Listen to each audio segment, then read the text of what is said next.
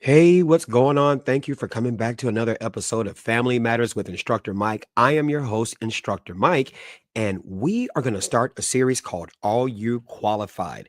I am of the belief that marriage and parenting are vocations that require skills for you to actually be able to address the problems that occur in both marriage and parenting. But we are going to stick with just parenting at this time. Without further delay, let's dive into it. Common infant problems and the skills every parent needs to respond effectively. We're going to start off with the infants. Let's dive into it. So here we go. Here are the contents that we're going to talk about. Problems are predictable. Understanding that infant challenges are common and can be anticipated with preparation. Two, common problems and skills. We're going to identify 14 specific infant challenges and the essential skills needed to address them. Three, qualified parenting approach. Why skilled parenting matters more than just being present for your child. And then four, key takeaways, the essential resources, and final thoughts on building your parenting skit. Let's get to it. All right. Parenting an infant is not about guessing your way through chaos. These little humans come with a predictable set of challenges.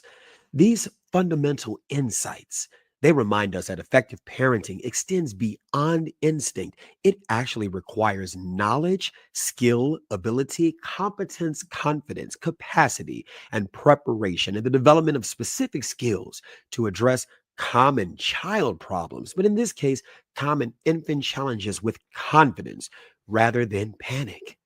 Here we go. Problems are not personal. I need you to tell yourself that. Problems are not personal, they actually are predictable.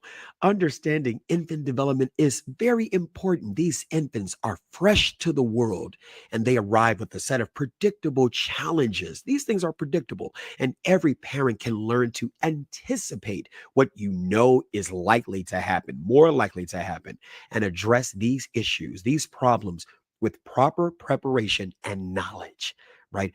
Common infant problems follow recognizable patterns that can be studied beforehand and prepared for in advance. These are learnable skills, things that you can learn. I know people might have told you that you couldn't learn these things. If they did, and if they did, that's fine. But every challenge requires specific parenting skills that can be developed through education and practice. So you can have a prepared response with the knowledge and the wisdom and the preparation to eliminate panic, replacing it with confident parenting responses that are effective.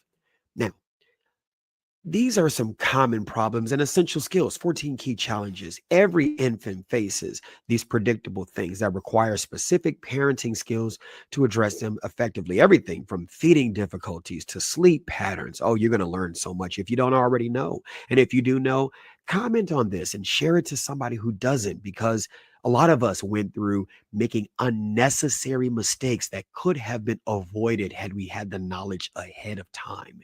Each problem has research backed solutions that can be learned and mastered. Here on this page, we are going to approach it from a science based approach that is backed by pediatric research and developmental science, ensuring that what you do is evidence based. It is based on evidence of what actually works rather than just guesswork. Okay, the necessary skills that you are going to acquire here can actually come through more parenting classes, healthcare resources, and professional guidance programs. Let's dive into it. Here we go. Problem number one. Oh, you guys gonna get it now. Inconsolable crying. The skills that are needed, emotional regulation. Now, let's take a pause here. I encourage you to dive into the theory of constructed emotion by Dr. Lisa Feldman Barrett in her wonderful book, How Emotions Are Made. Let me ask you this question. Sound off in the comments. Are we born with emotions? Are we born with emotions? Or, here we go, are we born with our senses?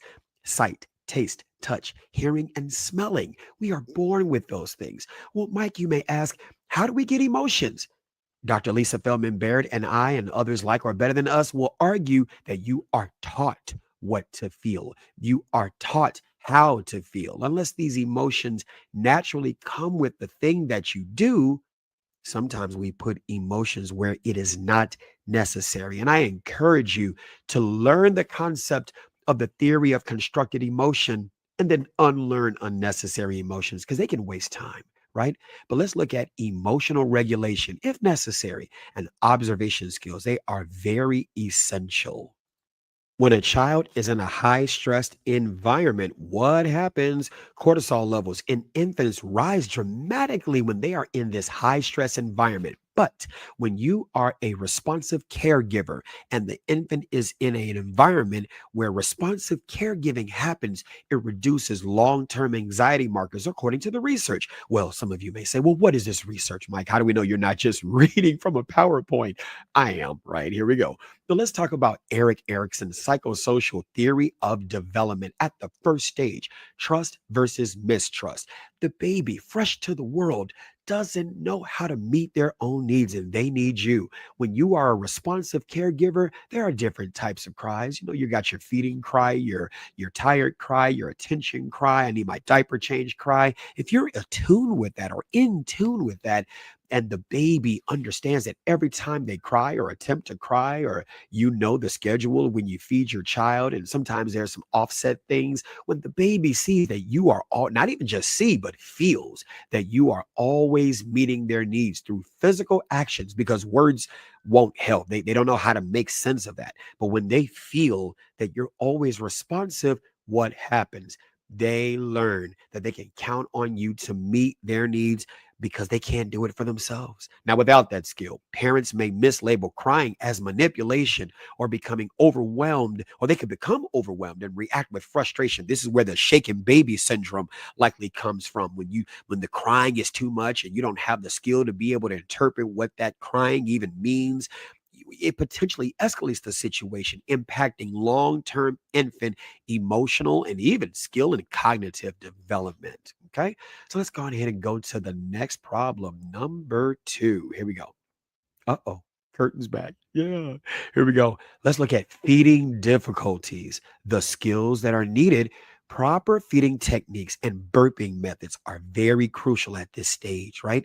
Early feeding difficulties can significantly impact weight gain and oral development, making these skills essential for infant health. So, Sigmund Freud talked about the oral phase, right? That's one of the things when you have babies who like to put things in their mouth. Well, that's how they communicate. That's how they sense things. They sense things through their to their tongue, just like how a little bit how a serpent would when they flick their tongue out to test the environment. And what there's a lot of things that a serpent does in using their tongue. Well, an infant has some similar characteristics when they put their mouths on things and use their tongue to determine the texture. Is it bumpy? Is it smooth? I remember a long time ago when my children were little, having those little blocks where you would make sure they were sanitary or sanitized and things like that. And they would put them in their mouths. That's one of the things that children do during that oral phase because that's how they learn. That's also how they feed. Right. So don't get mad at it. It's important to understand it. Now, without this skill of understanding what babies actually do, babies may suffer from a condition called failure to thrive. And feeding time becomes a stressful battle for both parent and child, potentially leading to long term feeding issues and nutritional concerns. Let's look at problem number three, irregular sleep patterns. Some of you all are like, look, I don't get enough sleep. The baby is always keeping me up. Well, that's a thing. That's a baby. That's what they do, right? Here we go. Here are the skills that are needed. Sleep routine building and safe sleep knowledge are vital at this stage. Safe sleep practices reduce the risk of SIDS, that's sudden infant death syndrome, by over 50%, according to the American Academy of Pediatrics guidelines. Without the skill of understanding the safe sleep, look at the picture on your left, right? Safe sleep for your baby. Always place the baby on their back to sleep. Make sure your baby's head and face stay uncovered when asleep. Keep your baby smoke free during pregnancy and after birth. The safest place for your baby to sleep at night is in a cot in your room. Never fall asleep with your baby on a sofa or an armchair. Breastfeed your baby if possible. Okay. And there are other things that you can learn about safe sleep for your baby. Now, without that skill, sleep deprivation. Oh, how many of us adults suffer from not getting enough sleep, right? This is very important. Sleep deprivation severely impacts caregiver mental health and compromises baby safety, creating a dangerous cycle of exhaustion and poor decision making. Let's go to problem number four, diaper rash and infections, the skills that are needed. Proper hygiene and skin care. These routines are very essential. Prolonged moisture combined with friction, the pamper against the buttocks, things like that. There are different kinds of pampers, right? If you don't know that, you got to talk to somebody who specializes in this area or talk to a mom or a dad who is a diaper changing champion. I used to be one of those. I love changing diapers. It's a skill. You got to do it. Babies can't do it on their own, right? Here we go. But different babies' skin types can be affected by the pamper choice too. So those things are important to learn, right? The friction of the pamper on the buttocks, and especially with the fecal matter, it can lead to breakdown in the skin barrier, requiring preventative care knowledge. Now, without that skill, there is an increased risk of infections, significant infant discomfort, and possible emergency room visits, right? That could be prevented with proper hygiene practices. All right, let's go on ahead and continue. Here we go. Do, do, do, do, do, do. Wait for it to pass. Sorry. Okay, problem number five. Here we go. We're doing it live. We are doing it in live. Right. Here we go. Problem number five, illness and fever. The skills that are needed, symptom recognition and health tracking abilities are crucial. Fever in infants under 3 months of age can signal serious infections requiring immediate medical attention. So if you look at the chart on your left hand side, there's oral temperatures, rectal and ear, underarm, just the areas where you would take temperatures, and it even gives you mild, moderate, and high fever. But always consult your pediatrician for updated guidance. Okay. Without this skill, delayed medical care could lead to hospitalization or serious complications that might have been prevented with early recognition and appropriate response. Here we go. Problems 6 through 8. Number six, digestive and physical development, constipation and bowel issues. This is important because if anybody has ever looked at a diaper where it seems like, oh my, what is that smell? And then when you open up the pamper, baby, did you cramp up your back? You got to be laughing too if you've experienced that. Like, how does that happen? Here we go. Monitor elimination patterns and infant safe solutions carefully. Diet, hydration, and gut flora develop rapidly. Unsafe remedies can cause serious complications. Let's look at flathead syndrome. Develop positional awareness. Learn how your baby should be positioned and how to effectively monitor and carry out tummy time. Tummy time is so important for babies. It's so important because that's how they develop their gross motor skills, things of that nature. That's how they end up practicing holding their head up. They need that time. They need that time. Now, flathead syndrome and flattening is often reversible with early intervention. This is why it is very important for you to have a relationship with your child's pediatrician. Okay, this is important. Prevention eliminates the need for helmet therapy later. It's also important for you to learn about developmental milestones too. We're going to touch on that later. Let's look at startle reflex and overstimulation. Learn gentle soothing and sensory management skills. Overstimulation disrupts sleep and organized behavior. Poor management strains parenting and child bonding, the parent child bonding significantly. And this is important if we're talking about attachment, which we're going to talk about as well. John Bowlby and John Dewey's attachment theory. This is very important that you spend time with your baby and develop understanding the serve and return, reading to your baby, narrating to your baby, talking to your baby, paying attention to their reflex and when they grasp and when they move and they reflex things, and learn what those reflexes actually are, and learn whether it's developmentally appropriate or there could be a potential developmental delay. It's very important for you to learn these things. Let's dive into it. Problems 9 through 11 in development and safety. Let's look at developmental delays. Master milestone tracking and early intervention awareness. Early brain stimulation creates lasting neural pathways. Delayed diagnoses. What happens when you see something, but you don't necessarily know what it means. Okay. And so it's important for you to know what these things mean because you, as the parent, mom or dad, or mom or mom, whomever, right, the caregiver, you are the first person who can see something and actually be able to react to it early because the baby can't do it. The baby might sense something is wrong, but all they can do is cry, right? Delayed diagnosis impacts long term development outcomes significantly. Let's get to bonding and eye contact. We talked about attachment theory. We're going to go into some more theories as well because you need to know these things, right? Here we go. Bonding and eye contact. Practice intentional bonding and secure attachment methods. Attachment security predicts emotional resilience later. The child needs to know that they can count on you. Okay, they can count on you. Poor bonding, risk attachment disorders, and behaviors. Let's look at SIDS risk prevention. SIDS, that's an acronym for sudden infant death syndrome. I had to think about what it was. We're doing it live. Here we go. Master SIDS prevention and sleep safety knowledge. No pillows, loose blankets, or bed sharing early. And see here, this happens no shame, no criticism, but we got to address it. When people who have suffered from adverse childhood experiences and culturally cultivated family shared chronic generational transmission of trauma, right there, there's variation in that stuff. When men, women, family, and friends have walked away, Abraham Maslow even talked about this. All humans need love. We need that, right? We need that attachment. And if we did not get that attachment, body growth and mind growth are two different things. Your body can grow, that's a continuous thing, right? But psychological growth, cognitive growth, mind growth is at different levels of continuity or discontinuity, right? And so if men, women, family, and friends have walked away, it is a thing. Set aside the value judgment of right or wrong, good, bad, legal, illegal, moral, immoral. It is a thing to create a child to want that attachment. And why am I saying this? Because when you got the bed sharing, it's oh my God, this baby came from me, or I created this baby. This is ours. If the baby is used for a relationship bonding thing, right? No judgment, again, no criticism, but we are talking about objective facts that is proven by empirical research that's out there, right? Here we go.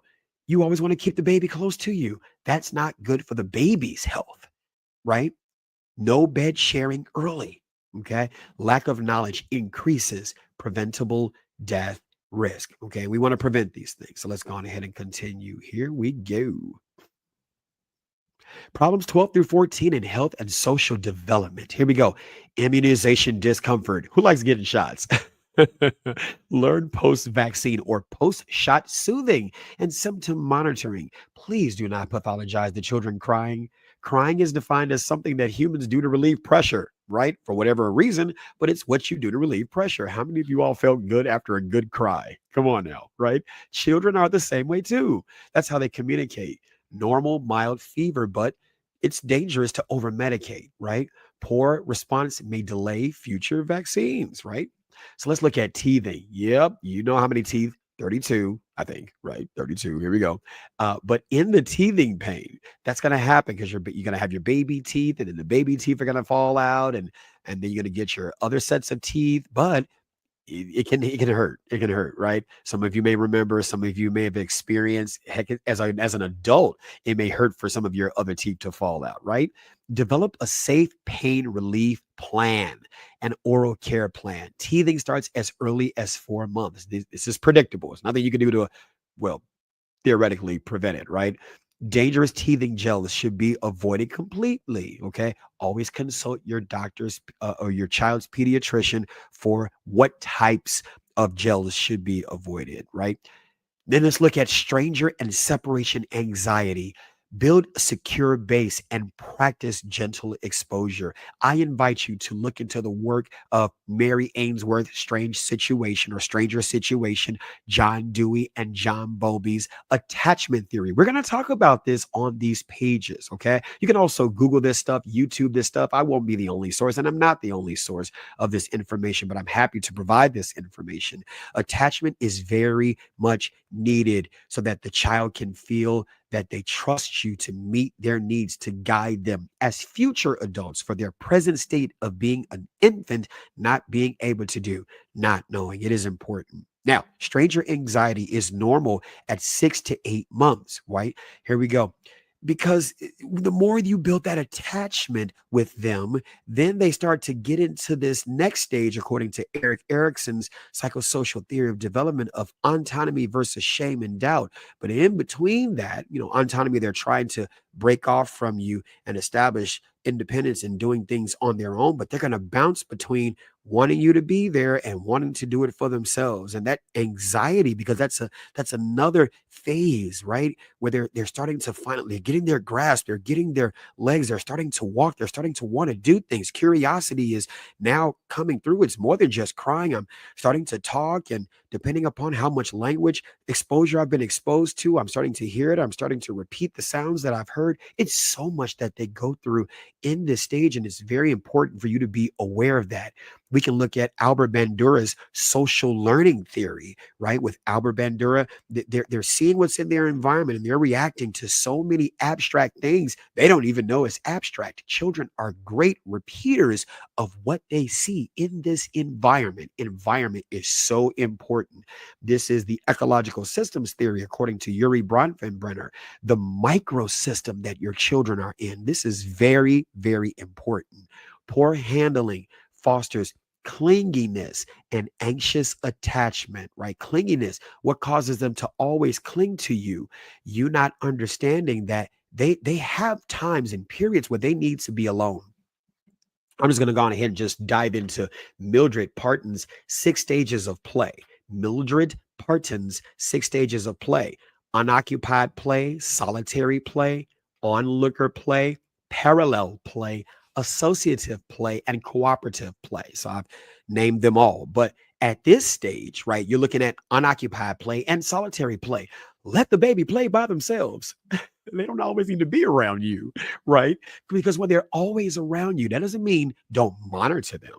But if they're always around you, they don't get a chance to play by themselves. The fact that they're always around you. And again, no shame, no criticism. But if they're always around you, they don't get the chance to explore and play with their fingers and their feet and their mouth and their hands and their eyes and on their back. They need that so that it's less likely of a chance for them to be as clingy, because they've had a healthy balance of time with you and time by themselves, right? I just felt it was important to mention that stage right now, talking about separation anxiety. It's important for you to know. Okay, let's dive into it. Essential skills for common problems. We talked about the 14 common problems, but then we also talk about emotional skills, emotional regulation. Emotions matter, but if they need to be there, right? We're going to also talk about things relative to emotions. Are children being front loaded with emotions? And I will show you the answer is yes, right?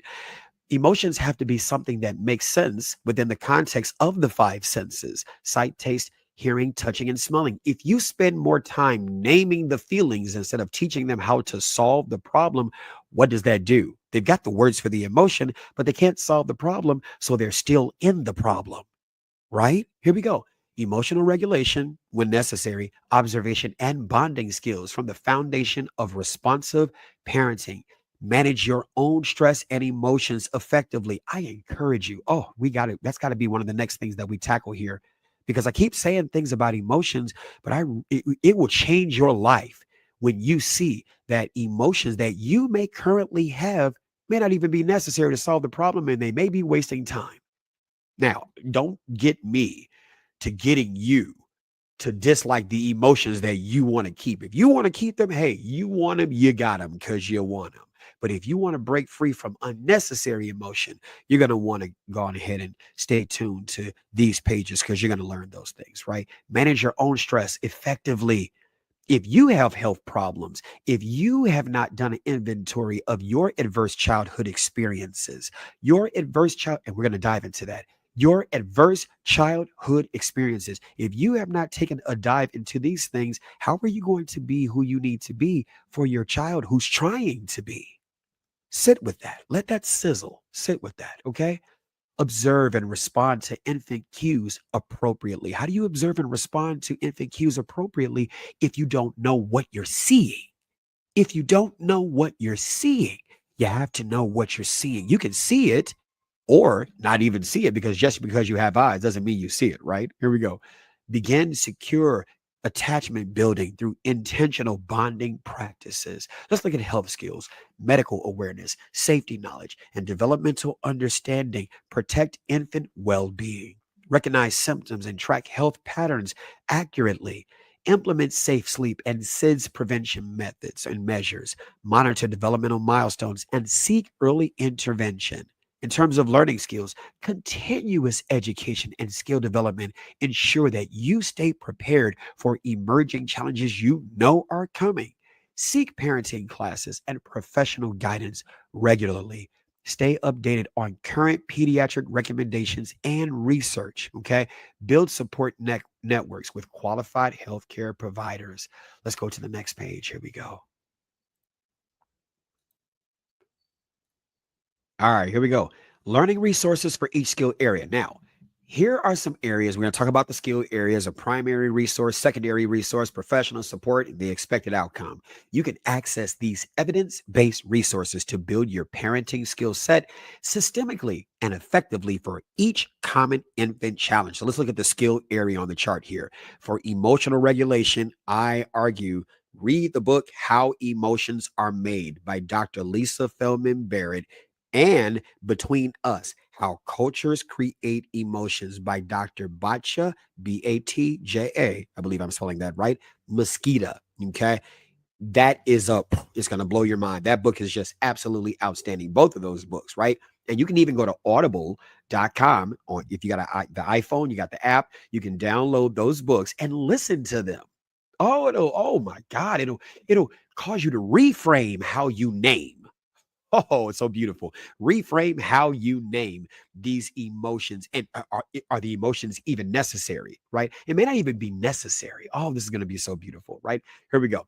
The primary resource besides those books, Circle of Security classes, secondary resource, infant mental health programs, professional support. You can talk to pediatric psychologists, okay? We're going to have a conversation about that. Need you to be careful when you talk to certain psychologists, because you don't know if they're going to end up pathologizing your child. We got to dive into that. Okay. The expected outcome: reduce crying episodes. Let's look at feeding techniques. This one, I got to say, you got to go speak to a lactation consultant, and they can teach you about the science of helping your baby latch on to the nipple if you're breastfeeding, or to the nipple if you're bottle feeding. Understand the difference between the two, common predictable problems, and how to avoid them. Secondary resource: women, infant, children, WIC programs, professional support, hospital, postnatal education. The expected outcome: successful feeding patterns, right? And these are things I would argue you need to do before you have that baby, way before you even decide to get pregnant. If your daughter's a pubescent in the age of 13, or around about that stage, maybe when she's getting her first period, don't wait until she actually gets pregnant. You might want to get her into those classes early. Remember, your child is not yours. I will say that again. Your child is not yours. They have, okay, granted, your child, you are the caregiver of your child by law, by birth, things of that nature. But why do you think your child can be taken away by the government? Because your child is a human being unto and unto themselves. They have their own social, own fingerprints, own personality, own teeth, own blood, own eyes, own ears. You get what I'm saying. Your child is a being, right? And they are a future adult, not a present adult, but they are a future adult. Train them for their future. You're so busy stuck in the past. You're so busy stuck in the present, but they are growing. They are growing. Come on now, we can do better. I believe in you. Let's go. Hospital postnatal education, successful feeding patterns, right? This is the expected outcome. Let's look at sleep safety in this area over here, okay, on the chart to your left, third from the top. Sleep safety, safe to sleep campaign. Okay, that's a primary resource. Secondary resource: pediatrician visits. Talk to your pediatrician. Talk about best practices and ways to sleep. I'm going to talk about the board of directors. This is very important. I really believe that you need to have a pediatrician on your own personal board of directors to give you this guidance and training before you get into it. Why do I say that? The time of the fire is not the time to learn how to use a fire extinguisher. The time of the self defense situation is the worst time to then learn how to use the fire. You should already know how to use that. You get where I'm going. Okay. Professional support, sleep specialist, so important. Okay. The expected outcome, sudden infant death syndrome prevention. Next, health monitoring, first aid CPR courses. Oh, come on now. You need to go on dates that matter. Oh, that's going to be another episode that we're going to have here. Dates that matter. That is going to be so important. Pediatric workshops, primary care physicians, the expected outcome, early problem recognition. How your baby develops matters, and being able to spot things that are actual issues versus saying something that is an issue that may not be because it may be developmentally appropriate, right?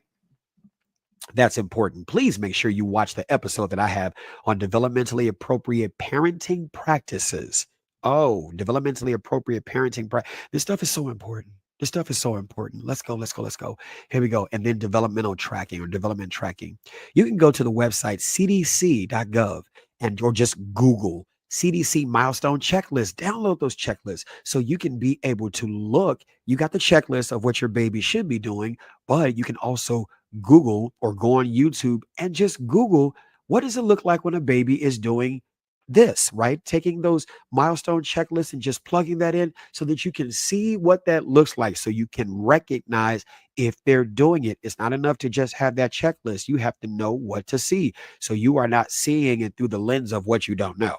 Because you don't know what you don't know until someone points you out or points out the areas that you actually don't know, right? Early intervention programs, talking to developmental specialists, timely support services if they are needed. Okay. Let's build your parenting skill set. We're almost done here, right? Building your parenting skill set way before the baby arrives. And go on ahead and put another line right here. When you are a pubescent, right? What does that mean? When you're biologically able to create children as a man and receive the seed of creation into the egg that you have within you as a young girl, a pubescent girl, right? To then create children, right? We don't think of our teenagers as pubescents, but doctors do, right? So that happens, right? Before the baby arrives, enrolling comprehensive parenting courses, newborn care workshops, and safe sleep education programs. Sidebar question. How are you talking about breaking the transmission of generational ignorance? In other words, what you don't know or what your family doesn't know if you don't enroll your son or daughter in a parenting course as a teenager?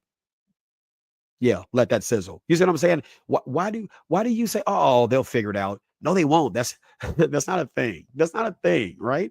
I mean, it could be if their curiosity is not destroyed, right? Here we go.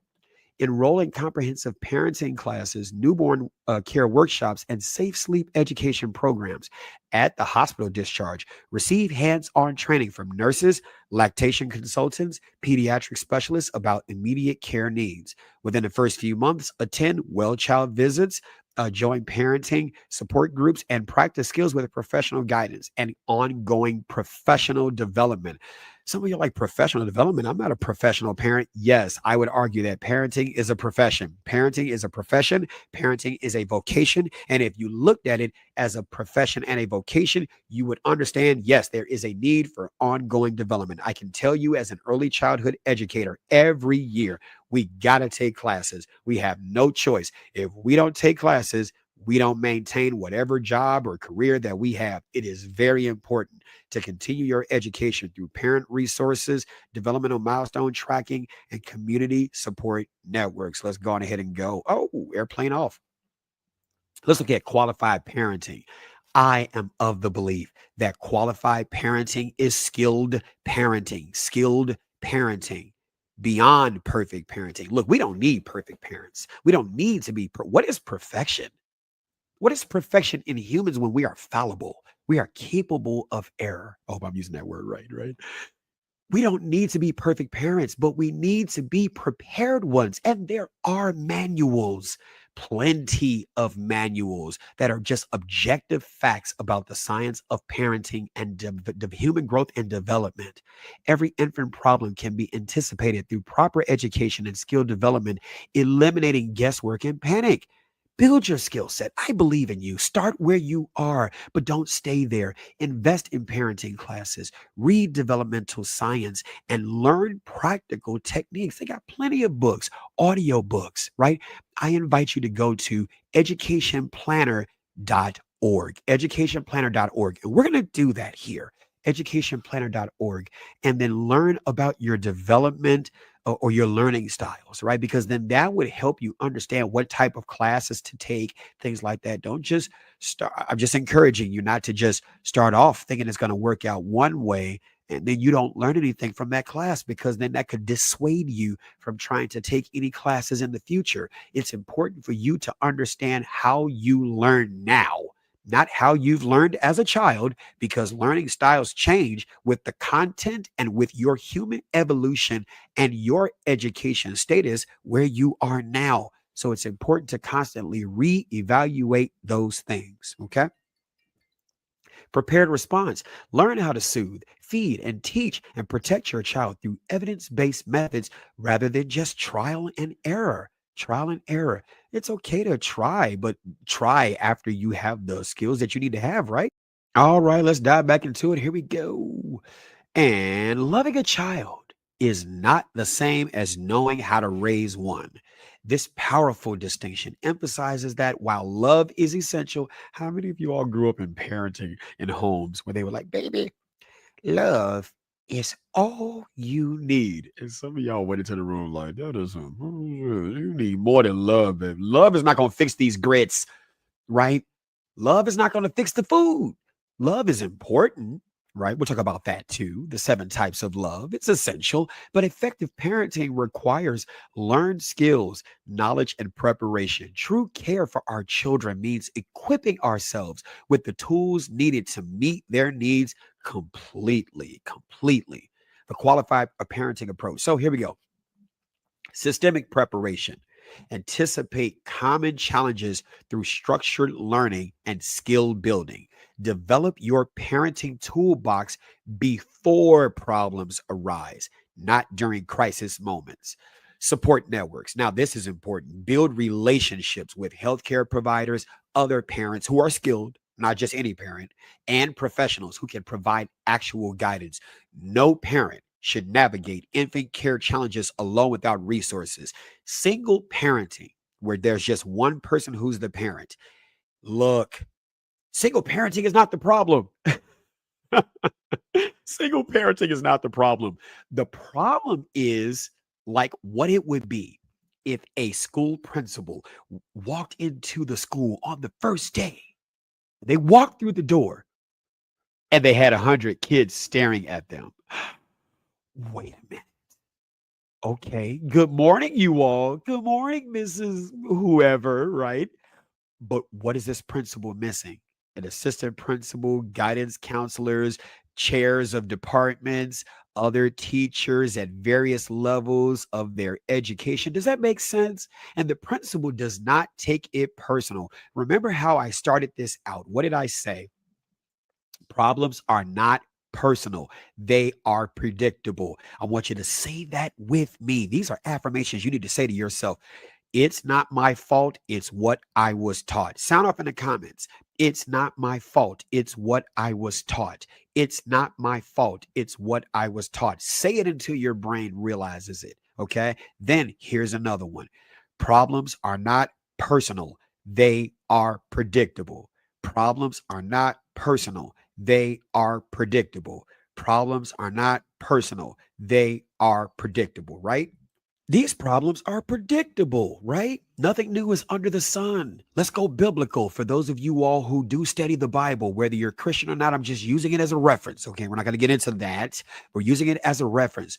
Proverbs 24:3 and 4. With wisdom, houses are built. With knowledge, its rooms are filled with rare and beautiful treasures. As a parent, you live in a house, you're building a house, right? Whether you're married or parenting, two separate vocations, but they require skills. You need wisdom. What is wisdom? Wisdom is defined as the quality of being wise by having, here we go, knowledge, skill, and good judgment. If you have not been taught family and consumer sciences, which is formerly home economics, that's what it's called in America now, family and consumer sciences.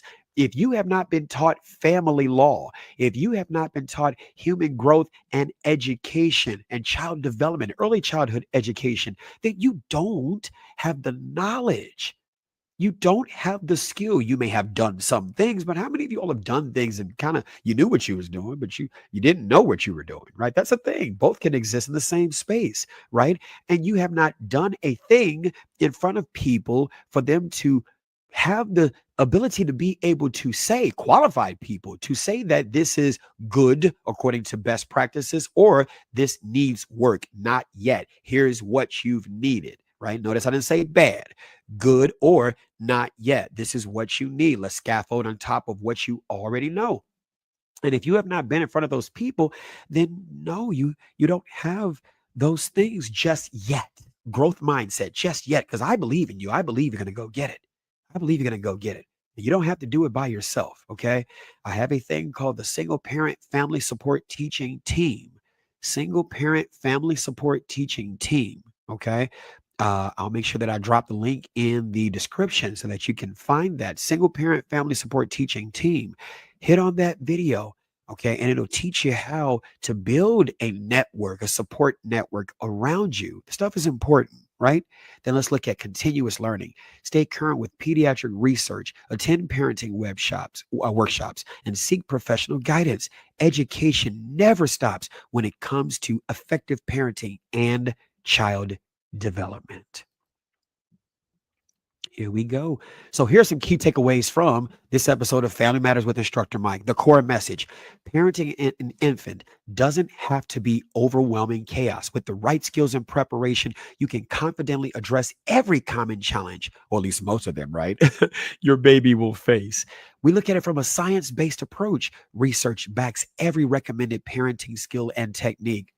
Well, you get what I'm saying. Not the spare the rod, spoil the child. No, this we'll talk about that. Evidence-based methods replace guesswork with proven strategies.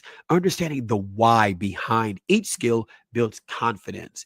In terms of proactive preparation, start building skills before challenges arise in daily care. Anticipate problems rather than react to crises afterwards. Continue education, continuing your education and continuous education. It keeps you ahead of developmental challenges and changes. Love plus skills matters. Love plus skills matters. Combine your natural love with learned competencies. Love alone is not enough. Community support. Make sure that you access professional guidance and parent networks, and then it'll help you get confident outcomes. Skilled parents, skilled, skilled parents create environments that are healthier so that babies can be happier. Oh, that is so important. So here are some action steps for new parents before the baby arrives. You know what I said earlier, when you're pubescent. Come on, parents. You know your daughter need to be in a parenting class. Stop playing around, right? Here we go. Take proactive steps to prepare yourself with essential knowledge and skills for common infant challenges. Enroll in comprehensive newborn classes that teach about care and parenting workshops offered by hospitals. Complete infant CPR and first aid certification through the American Red Cross, American Heart Association, and other applicable but certified programs. Connect with lactation consultants and pediatricians to establish your support team early. During the first 3 months, focus on applying those learned skills while continuing to build your knowledge base through practice. Attend all scheduled well child visits and ask questions about developmental need, developmental appropriateness, developmentally appropriate practices, where to get there, right? And care techniques. Join new parent support groups to share experiences and learn from others. Document your baby's patterns and progress to understand their unique needs. Here are some more essential resources for qualified parenting: educational foundation, Build your knowledge base through reputable sources, professional guidance, and evidence based parenting resources that will serve you throughout your child's development. Healthcare partners, it's important to establish relationships with pediatricians, lactation consultants, and specialists who can guide your parenting decisions. Community support, you don't have to do it alone.